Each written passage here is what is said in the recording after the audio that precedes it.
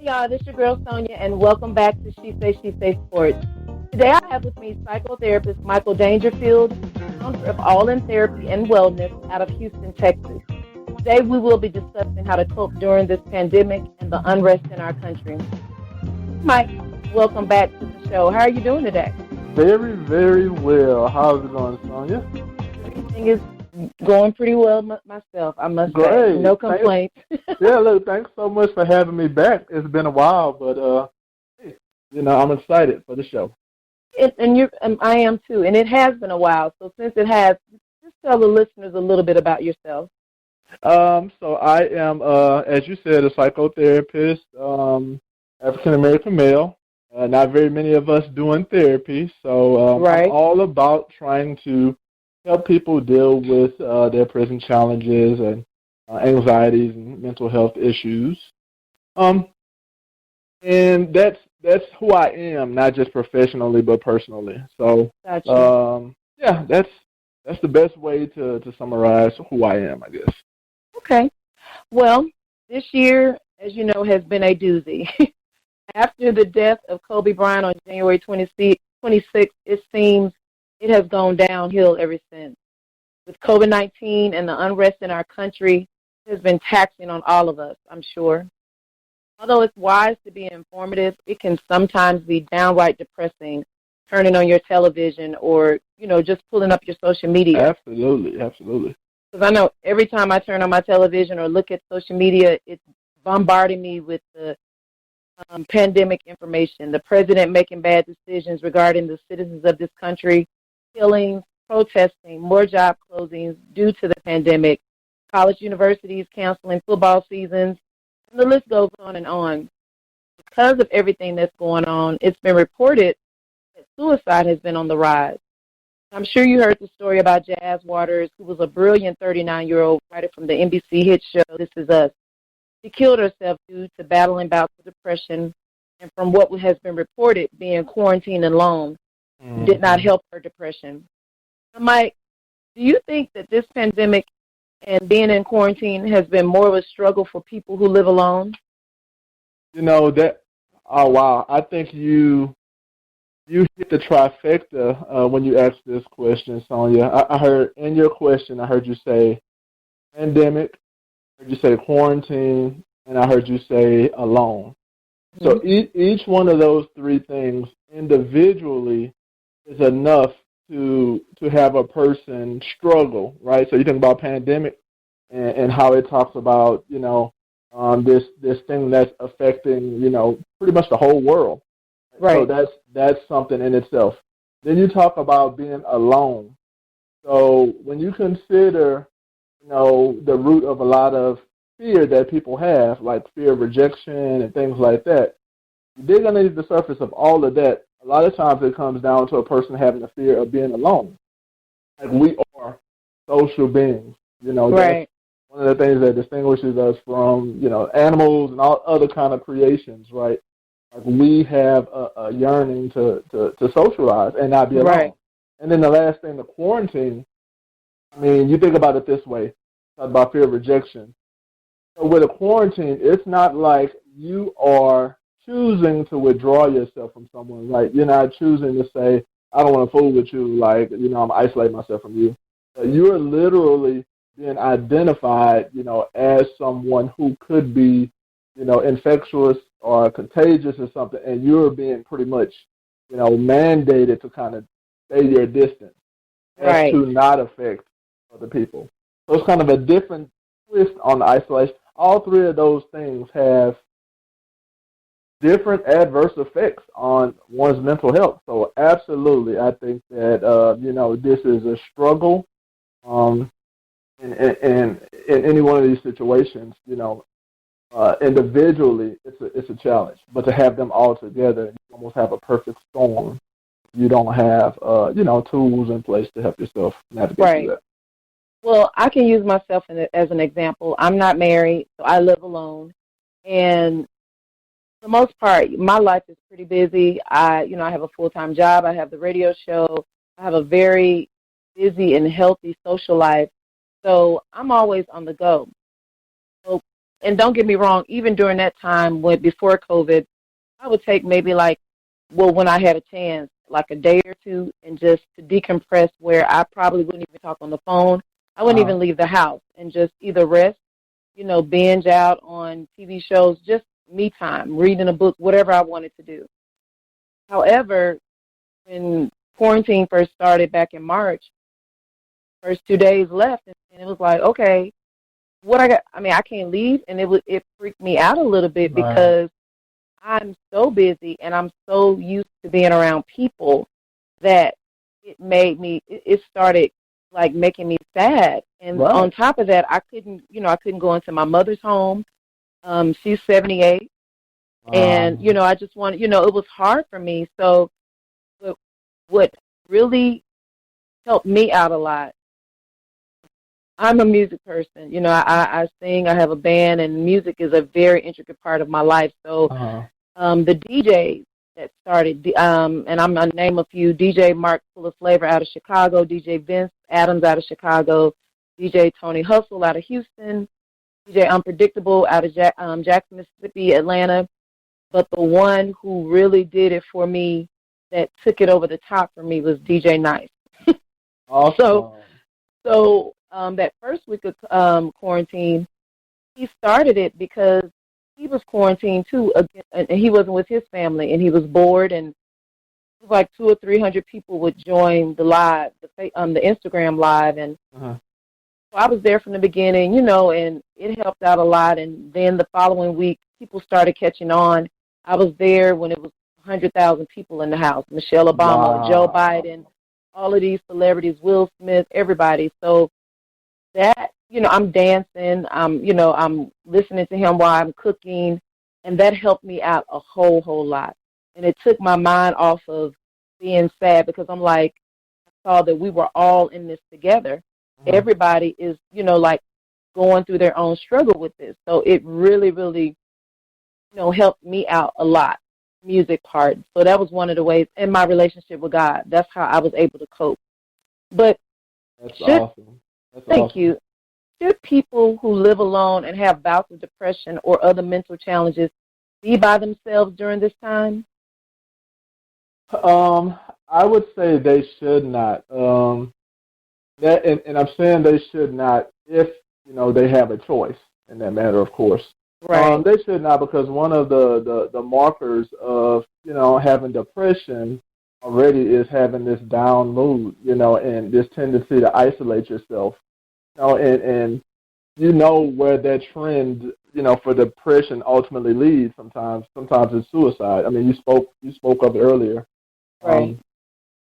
So it's not good for a person who already has mental health challenges, associated with depression, things like that, to have too much time to themselves. Right. Now there are different things that can be done to assist in that process. And I think you hit on some of it just a little while ago when you were talking. If you are a person, and you know that you tend to have these real down and depressed moments, or even maybe a diagnosis of depression, then the best thing to do is to have as much regular contact with others as you can. Right. And, of course, in this case, if you're quarantined, you can't really do the face-to-face thing. So, we thank God for technology, because, being able to hop on a Zoom or... Yes, and FaceTime that helped me out a lot, too. Absolutely. So you take advantage of those opportunities to reach out to those loved ones. And I would challenge the loved ones of those who they know are, struggle with depression and, maybe isolated at this time, that they are intentional about doing some regular check-ins, and even if you can't do it virtually, over the phone, I mean, you still always just call somebody to have that conversation and make it a regular thing. Right. One of the other things, maybe two other things I would say, that are helpful for anyone, not just during this time of like a pandemic when somebody is going through depression. But one of the things in the mental health world we're kind of trained to do when you're working with a person who is isolated, whether by choice or by force, and then they maybe struggle with depression, is to work with them to establish what's called a safety plan. A safety plan just, is a list of individuals who are like your primary contacts in the event that you find yourself being overwhelmed, and you're recognizing your triggers, and you're recognizing that you're decompensating and all these different things. You have this go-to list of people who know what's going on with you, and understand, and you reach out to them. And so really primary contact, secondary contact, to also include 911 in the event that you can't get in contact with the people who play that role in your life of lifting you up. So having a safety plan, and then the other thing is another kind of therapeutic approach that's called Hope Kit. Not sure if you've ever heard of this. I have not. Hope, HOPE, KIT. And really what it is finding a way, whether you use a box, a shoe box, or some type of enclosure where you fill that thing up with the things that give you hope. And so whether like that. Yeah. So whether it's your favorite pictures, whether it's your favorite scriptures, whether you have your socks that you love to touch because the way they make you feel, little fuzzy things, the sequins or something, all the things that can bring you some immediate relief, maybe a positive distraction, you put it in that kit. That's your Hope Kit. It can be positive things, emails that somebody sent to you that just made you feel super special. Whatever the case is, you develop that Hope Kit. So when you find yourself in a situation where you're isolated and you're down, pull that kit out, have that safety plan posted somewhere visible so you know who to call, you know what to do to kind of keep yourself above board, and of course, reaching out to your people. And your people reaching out to you, whether virtually or on the phone or whatever the case is. That is very good information and advice for someone. I like the Hope. You call it say it again, a Hope Kit? Hope Kit, yeah. I like that. That's a like very having good. a first aid kit. You pull a first aid kit out when you have a cut, scrape, burn. Right. You got your Hope Kit when this crisis, emergency. That's true. I like that. So, how do you feel about people? I mean, is cannabis, because that's pretty popular now, and not only just smoking it illegally, but legally now. But could cannabis be an option for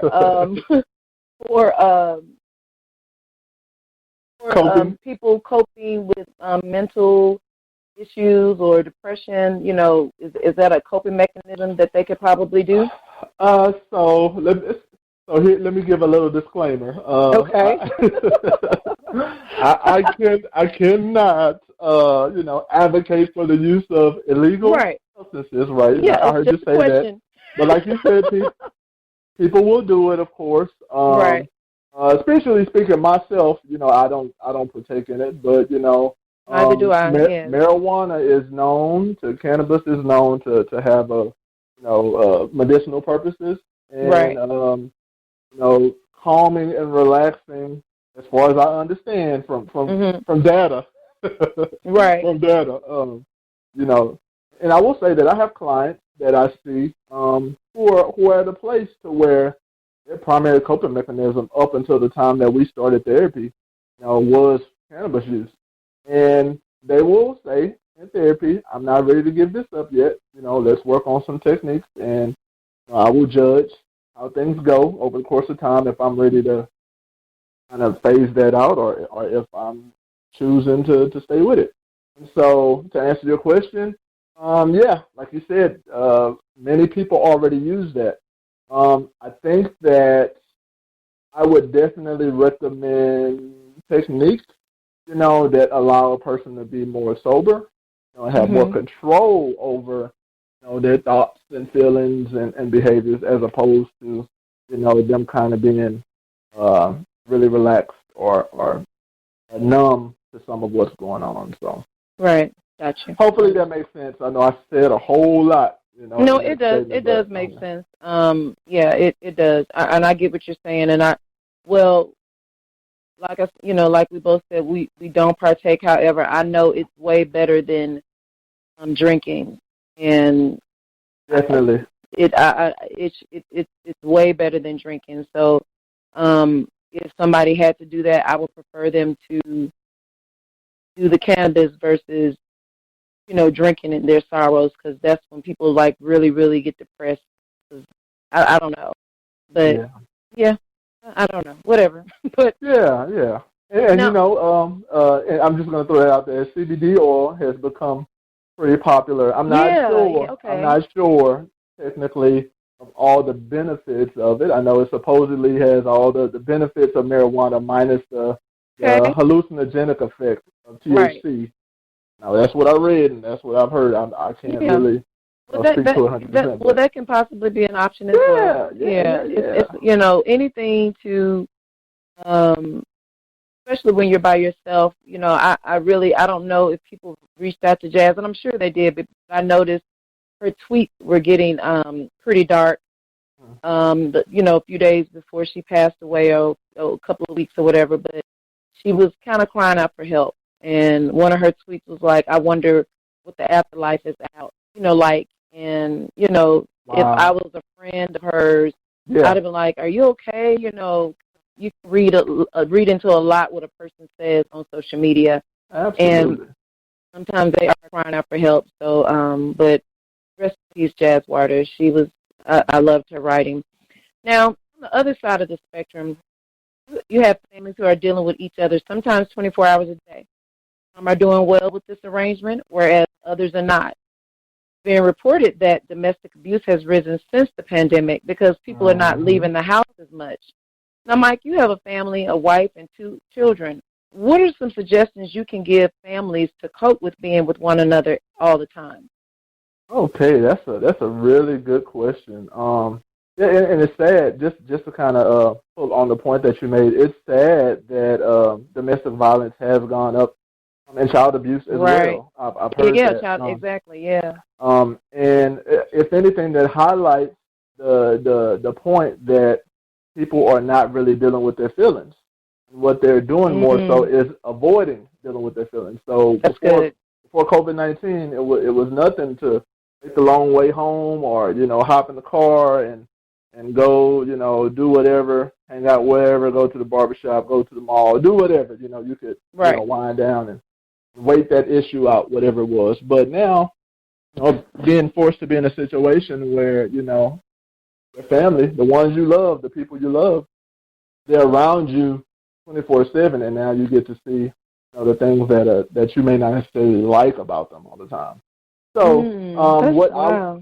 what I would encourage anyone to do in the situation, and I'm encouraging people based on what I do myself, is you have to be intentional about planning and making time for all the things that you have going on. So, like in my Okay. case, both me and my wife, we are working from home at the present time, which Hmm. is, 180 degrees different than how it was, pre-COVID. Right. And so it was so much easier. I mean, throughout the day, we would check in with each other, text each other, call. But it was so much easier to kind of, um, while you're at work, you kind of categorize work, and then you come home, and now you can kind of put work aside and spend time with your spouse, your kids, or whatever the case is. But now, it's kind of this blended approach to life, personal, Right. professional kind of blends because I'm here in the home office and my wife is in education. Well, it's summer, so she's here. The girls are out of school, so they're here. So I have had to be intentional about planning time. Yeah, I'm on the clock, 8 to 5. I have plenty of meetings that I'm in. Take breaks or whatever the case is. Right. But I make it a point because I am in the house, to check in with them, and they check in with me. And if something is going on that's not confidential in nature or major, then we'll kind of interact in the office. I'm here in the office, and they're kind of throughout the house. So Right. that works. But we also make it a point to when, after 5 o'clock when I check out, then family time. I have intentional time for mommy. I got intentional time for girls. But equally as important to all that is I have intentional time for myself. Exactly. And I think that is one of the things that that we struggle with. I'll say this especially as the African American culture, being able to deal with ourselves. Because we avoid, like I said, we avoid a lot. And, it was nothing to go get with the fellas and play ball, get with the girls, to do a girls' night out, and all these different things. At the end of the day, those things are still there. You said it yourself, you're really busy, but you make it a point to, hey, take a couple of days to just, get offline. And, that's being able to have time for yourself. You got to be able to do that. This you made a very valid point. This quarantine has made everybody have to look at themselves because now you don't have anything to do. It's kind of gotten a little busier since states are opening up, which they shouldn't have. Right. However, before when it was just like we was like really, really kind of like on a shutdown situation. Well, lockdown, because we weren't shut down. We should be, in my opinion. However, you got to really be like, wow. One thing about, and I like me, so that was a plus, because I've always liked myself. Plus. It's a huge plus. However, still allowed me to see things, because now I'm not busy, and it's just like, all you got is time. And it's like, wow, it's just like you got to deal with yourself. And you just made a point, sometimes the gym was an outlet and different things were an outlet for people and they can't do it anymore. And it's like, so now you're frustrated because you can't go to the gym or you can't have that guy's night out or you can't go to the bar, that before you come home to deal with, whatever is going on in your house. And now you're there all the time. And it's just, it can be stressful. So that was very good information. But, take time for the family, your wife, your girls, and then most importantly, yourself. So, well, Mike, whether living alone or with a family, what are some things we can do, in the words of Whitley Gilbert, to relax, relate, and release? Pretty much to help to get our peace of mind back. That was a classic episode. Yes, very relax, relate, release. Right. Exactly. Yeah. So that's good. 3 R's, and I think that's a great little easy moniker to be able to kind of help yourself during a time like this. So relax. One of the best things we can do to relax during quarantine is to designate a chill spot. Like you can call it your no drama zone, your no flex zone, whatever you want to call it. Like, this is your place when you want to wind down. You can go wind down. So whether that's a physical place, like outside on the patio or in the front yard on the porch, or in your man cave or she cave, or whatever women call their caves, or whether it's a mental type space where you dedicate some time to go to this place mentally, and just relax, meditate, or whatever the case is. You got to set yourself up and be intentional about that. So we talked earlier about planning time. You have to have a space, and it needs to be intentional, physical, mental. And then the relate part, of course, we talked earlier about the importance of being able to still connect with people. We're social beings. Even those of us, who might be more introverted, still need some type of, social, interaction, stimulation. I miss hugging. People. I'm a hugger. I'm a very touchy-feely person. So that really is like a bother for me.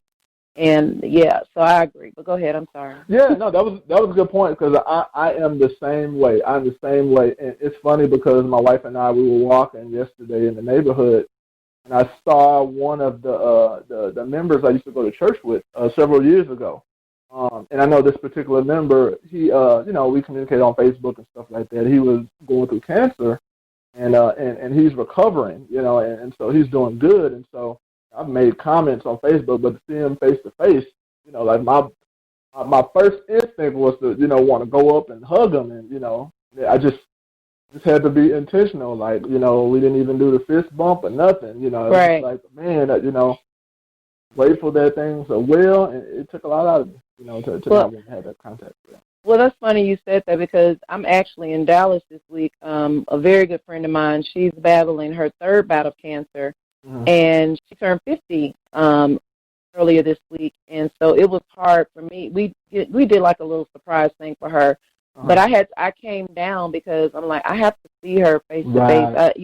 I know I see her on Facebook, but I need to lay some eyes. Yeah, I need to see the white of her eyes. I can't touch her. I can't, So we did a parade down her street, and she was really, really surprised. And her personality, but she's a fashionista, so she actually changed clothes 5 times that day. Oh wow, that's awesome. She had chemo the day before her birthday, and so that kind of wipes her out. However, with the love and the energy that everybody was giving her, she was able to kind of pull through.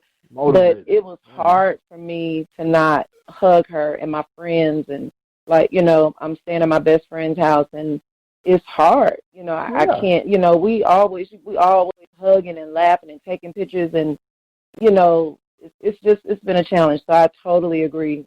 You can hug your friend. So it does. Yeah, it's hard. It is. I mean, that takes some mental energy too, because you start to question, man. Let me just do something real quick. But the reality is, when you consider, people who are at high risk, especially in this time of COVID, the benefits don't outweigh the cost. Exactly. That's true. So we talked about relax. We talked about relate. And let me just say this. I guess I maybe touched on it. During this time, we can quarantine, we can self-isolate, but we don't really have to be hermits. You know what I'm saying? We really can still connect. We still can go, walk the neighborhood and, and still speak to folks, just if you social distancing, still. So, like you said, with the trip and the celebration that you all did for your loved one, I'm a friendly person, so even though I can't touch and feel and reach out and connect with people on a physical level, I'm that guy who I'm speaking to everybody as we walk through the neighborhood. Hey, how's it going? Whether they know me or not, I'm doing that. We're gonna maintain our social distance. They're gonna think you're from Mississippi. That's how we do. Yeah, well, look, I lived in Mississippi for a while when I was in the military, so hey. Really? Okay. Yeah, we're the hospitality state. Absolutely. Absolutely. Yeah, so we speak to everybody too. Gotcha. Yeah. And then release naturally, man. As humans, our brains, our neurons are always firing. You alluded to it earlier. We do so much, and we're so busy, and sometimes it's those quiet moments when we're left with ourselves to have to think and have all this self-talk. And, most times you work, burn yourself out till it's time for you to, go to sleep. Then you don't have to deal with yourself like that, right? You go through this motion, you wind down, you rest, you wake up, you do it all over again. But in a time like this, when things are not as busy because there's not as much to do, and you have more time, you got to be able to have a healthy release. And so that release looks different to different people. Some gyms are opening back up, which I don't think is a very good idea at all. Some gyms are open back up. So working out, to me, is good. There's ways to work out without having to go to a gym. Working out is good. Indulging yourself in your things that you like to do, whether it's turn on classic sports or, binge watching Netflix or Hulu or whatever the case is, that's your way to release. You got to do it. If you're into writing, video games or books, you got to be able to do that. And then I'm going to endorse for those who are married and, having that physical sexual release is absolutely important. Very important. Absolutely important. It's ordained by God. So yes. Yes. Do it, married people. Get it in. Absolutely. And make up for those who can't do it. And so that's right. I'm an advocate for those, who are in that position to be able to use it as a release. Absolutely. And I'm going to add to that. Take a break from TV and social media. I mean, if you're on there 10 hours a day, stay off 5 hours a day. Give your mind a break, because like every time you put that on, it's a lot. It's a lot. So I have to make myself, because my sports page is connected to my personal Facebook page. If I deactivate my personal page, then I can't, so I try not to be on there as much, because it's a lot. It's very depressing sometimes. So, yeah, I agree. Yes, that's a very good point. I'm glad you said that, Sonia. You gotta come down off of the high that we get from staying in the news and watching what's going on. Like you said earlier, there's a lot of stuff that's not positive that's going on. And we might think that we are in control of our response to it, but subconsciously, that stuff is just growing. We become saturated with that stuff. So exactly. If you're going to watch television, turn on Martin. Turn on something funny. You gotta balance so you can laugh. You need to laugh. Absolutely. So, well, Mike, thank you so much for coming back to speak with me, especially on this very important topic. Please let the listeners know how they can contact you and give your social media information. Awesome. Yes, ma'am. Thank you for having me again. You can reach out to me at www.allintherapyword.net. You can email me, mdangerfield@allintherapy.org.